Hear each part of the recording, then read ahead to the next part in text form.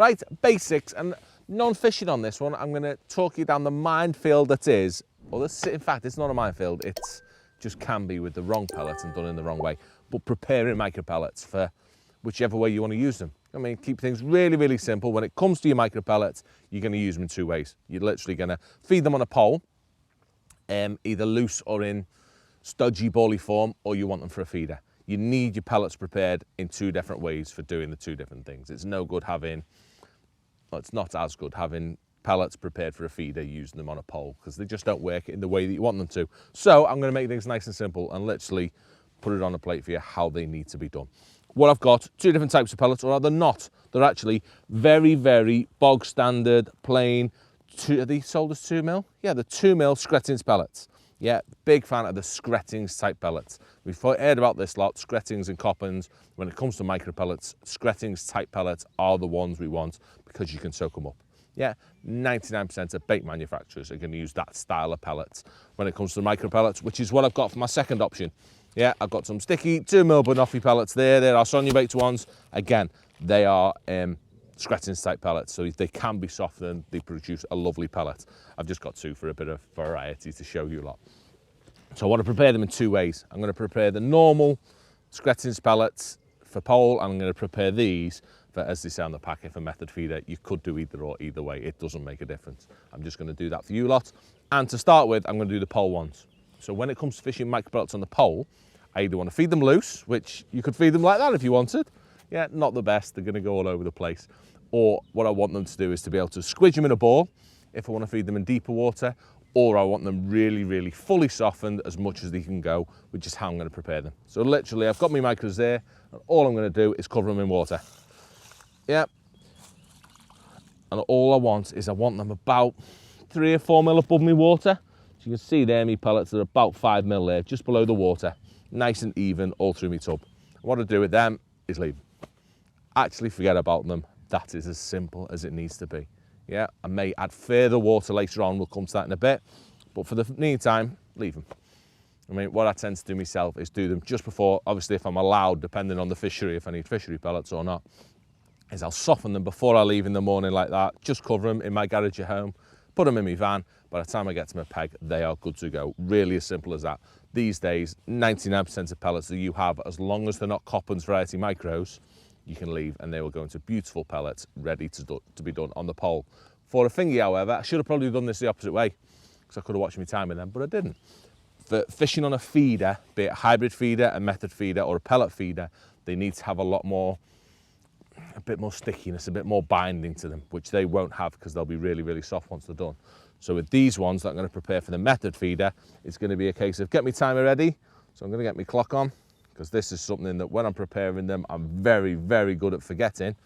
So literally I'm going to get my clock, start that straight away, and all they're going to get is 2 minutes. So completely cover them, ain't got to worry about just covering them, completely saturate them. I mean, they've got an inch of water above them, forget about them for a minute.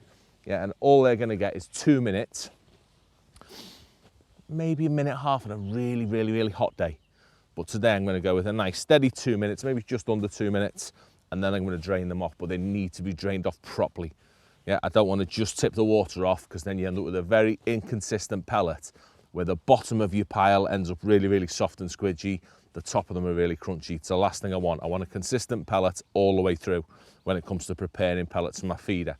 I mean, because they need to all be the same rather than different consistencies on the way through. What are we up to on there? 45 seconds on that one.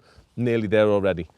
I mean, it's surprising just how little time they need just to take on that water to go sticky enough to put on a feeder. So the first ones I've put in now, they're really starting to fluff up nice and quickly. You can see them, they're going lovely, but again, just leave them. And what they'll do eventually, take a bit longer then, they'll probably take about half an hour. I'm not going to keep you here for that long. We'll whiz round to it once they're done. Before they're actually completely done, was easy as I say. 2 minutes in, what we're on now, 1:15, nearly getting there already. I just want to give them a little check, and if I feel they're going a bit slimy, then I'll drain it off straight away. Yeah, these aren't beautiful, lovely, proper pellets that can swell up. If I wanted to, like I said, I could leave these exactly the same as those to produce a pellet from the pole. I mean, we're not going to do that today. Yeah, a minute and a half, I'm going to give it 15 more seconds just to speed things up a little bit. And then I'm going to get my fine net ready. Yeah, not a riddle, because I can't squish the water out as good as I can with what we're going to call that, a hair rigged style landing net. Massively, massively, massively important. Yeah, 1 minute 40, let's give it 50, 1 minute 50, that'll do. Yeah, plenty. I'm going to stick them in there, get rid of all that water. So if you want to be tight, you could save that water and put it on something else. I'm going to squish that off. And then I've only done a little bit in Steve's case, I've only done half a pint. Yeah, but I'm going to put that in a tub, squish it all down, and I'm going to keep turning them over every now and again. So I'll leave them for a minute, then I'll give them a turn over, give them a mix. Ideally, I want to do it in a great big bucket because I don't want the pellets to be too thick. I want them to be as thin as possible so I can keep them all consistent so they all stay the same. But what I'm going to do now is leave them aside. I'm going to give them 20 minutes each. Keep turning these every minute. They will be beautiful and ready for a feeder, which I'm going to show you. And the other ones, they'll be a lovely fluffed up micro pellet that we're going to catch up with you in 20 minutes time to show you the final result. Right, 20 minutes later and we is all done. So the method style micros, they were done within 5 minutes of finishing. They'd absorbed the water that we were going to with the limited water that they had, and they were pretty much good to go. And you can see now they are a lovely, I'm not going to say crunchy pellet, but very, very sticky, as the name suggests on the bag, funny enough. But no, they're a really sticky. I can make a ball with them. Let me separate that. I mean, as if I'm moulding it on a feeder sort of thing. Really, I should have had a feeder to show you with this, but see, I can make a nice solid ball, but it's hard.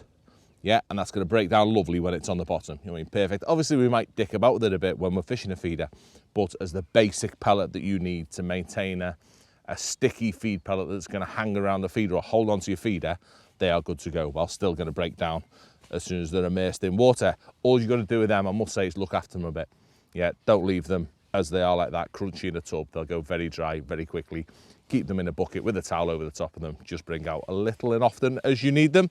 So really, really simple when it comes to feeder pellets. And even more simple, it's when you come to pole feed pellets.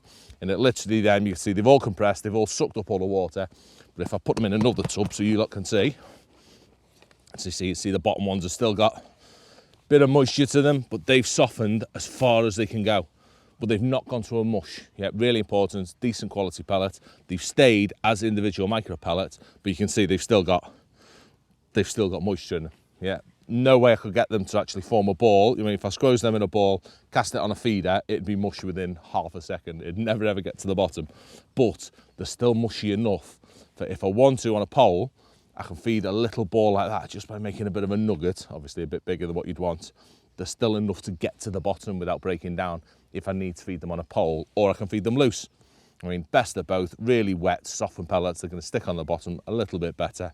But yeah, that is literally all there is to it. Keep it simple when it comes to prepping pellets for either your pole, either your feeder, but at the same time, make sure you've got the right pellets for the job that you're trying to use them for. Right, you lads, very, very sorry to interrupt your video watching. How dare you? Quickly, if you haven't already noticed, we have managed to write a book, haven't we? Yes, we have, Jamie. It's full of all our very bestest methods and features or whatever else we do on this wonderful subject of fishing. So if you haven't had a look already, go and have a look at winningways.shop and buy one for yourself.